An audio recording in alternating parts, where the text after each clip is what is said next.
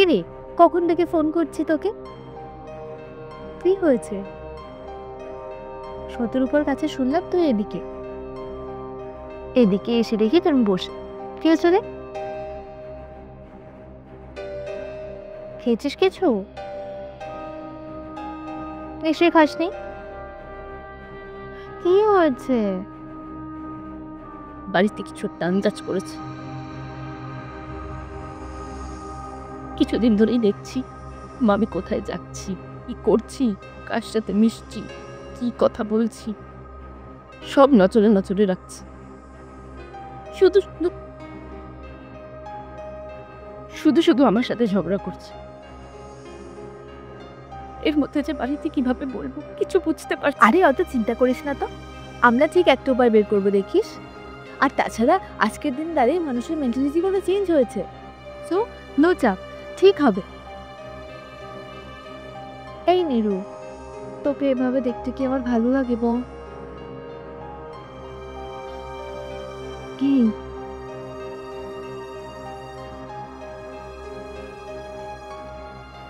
খাবারটা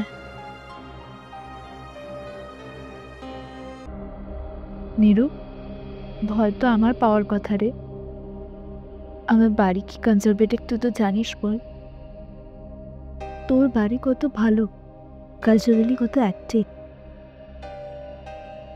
তোকে ঠিক বুঝবে, দেখিস। তুইও তো কত সুন্দর গান গাস, কিন্তু সারাদিন বই নিয়ে যে কি করিস? বই আমার শান্তি দেয়, মুক্তি দেয়, ওটাই আমার ভালোবাসা। আমার বাড়ির লোক গানের সুর বুঝলেও মনের সুর বোঝে না, সম্পর্কে তালে মিলই পাওয়া যায় না। সেদিক দিয়ে দেখছে আমরা খুবই কনজারভেটিভ, বুঝলি। কাকু তো কত ভালো গান গান, থিয়েটারও করতেন, তাই না? বাবা গান গান, তো আমার সাথে তেমন কথাই হয় না। বাবা বাড়িতে থাকেনও না, আজ এখানে সেমিনার, কাল ওখানে লেকচার। আর বাবা সাংসারিক সব বিষয়ে একটু অলুফ থাকেন। বই, গান, থিয়েটার এসবই বাবার জগৎ। আর বাবা মার সম্পর্কটাও খুব একটা ভালো না। সংসারের সবটা মাই দেখে, তাই সংসারের দাসও মায়ের হাতেই।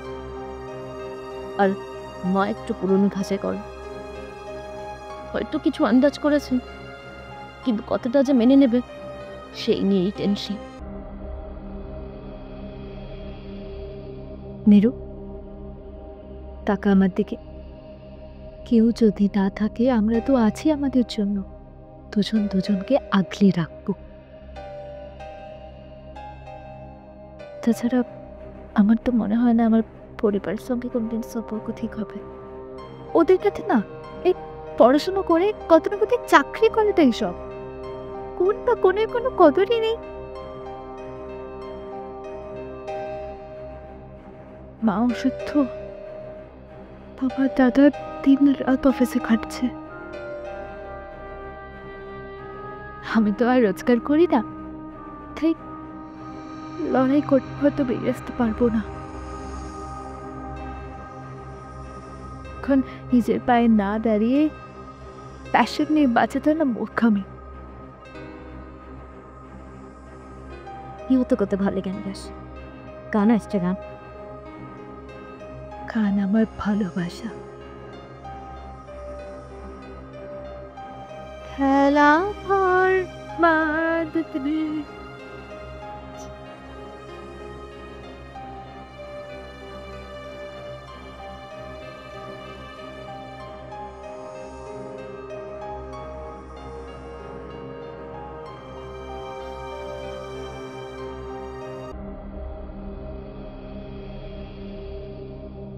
ও জিৎ, খেলাঘর বাজার শখ কার না থাকে বল? তুই তো বুঝিস না। কি হলো জিল, থামলি কেন? ক্লাসটা শেষ হতেই তোকে খুব দিলাম, দেখলাম তোরা ডিপার্টমেন্টেও নেই, ভাবলাম জোড়া শালিক গেল কই। খানিক আন্দাজ করে এখানে এলাম, দেখি তোরা। অরুণ, তুই এখানে এসেছিস কেন? তোকে দেখতে। ওঠ। আরে আরে কোথায় আছিস? কি হলো? আরে কোথায় আছিস সেটা তো বল। আরে চলে যাচ্ছিস কেন? আরে কি হলো? আমার কি দেখতে খারাপ বল? ফার্স্ট সেমে ফার্স্ট হয়েছি, টাকা পয়সার অভাব নেই, আর কি চাই? অরুণ প্লিজ বিরক্ত করিস না। দেখ তোকে তো আমি কতবার ভালোভাবেই বলেছি যে আবার তোর প্রতি ওরকম কোনো অনুভূতি নেই। সবাই দেখছে, প্লিজ যা।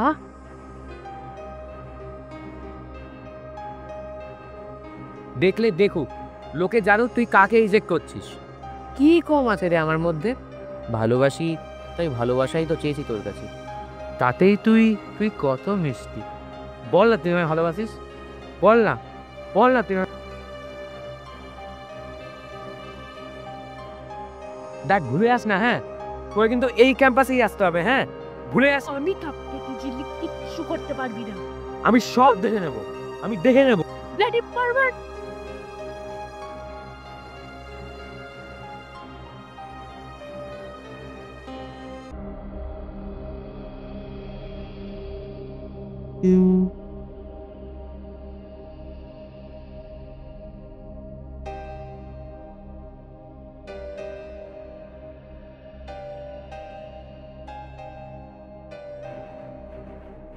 বাবা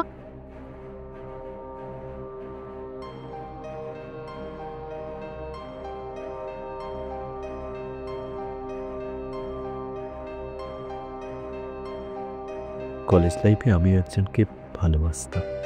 আমরা দুজনে একসঙ্গে কলেজে পারফর্ম করতাম। ও খুব সুন্দর গিটার বাজাতো, গান লিখতো, আমি গানে সুর দিতাম, গাইতাম। কত লোকে প্রশংসা করত, কেউ কেউ আবার আমাদের সম্পর্কটাকে নিয়ে ঠাট্টাও করত। ও পাত্তা দিত না। আমি আমার অনুভূতির কথাগুলো তোকে জানাইনি, কিন্তু কিন্তু ও সক্রিয় রাজনীতি করত, কারোর কথা শুনতো না। কত বুঝিয়েছি, শোনেনি।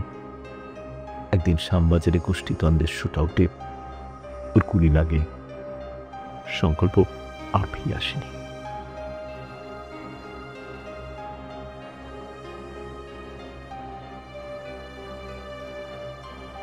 বাবা, তুমি তো মাকে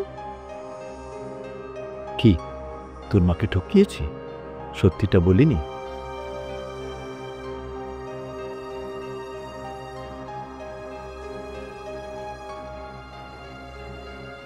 সংকল্পকে আজ আমি ভুলতে পারিনি। তুই হওয়ার পর তোর মাকে সত্যিটা বলেছিলাম। সেই থেকে তোর মায়ের সঙ্গে সম্পর্কটা আর ভালো হয়নি। তোর খাতিরেই একসঙ্গে থেকে গেছি। হয়তো অভ্যাসের বসে এতগুলো বছর একসঙ্গে কাটিয়েছি, হয়তো বা ভালোবাসাতে, জানি না। মানুষ হিসেবে হয়তো নিজের কাছে নিজে হেরেই গেলাম। তবে আমি হেরে গেলেও তোদের ভালোবাসাকে হারতে দেব না। তোদের এই সম্পর্কের পেছনে আমি আছি।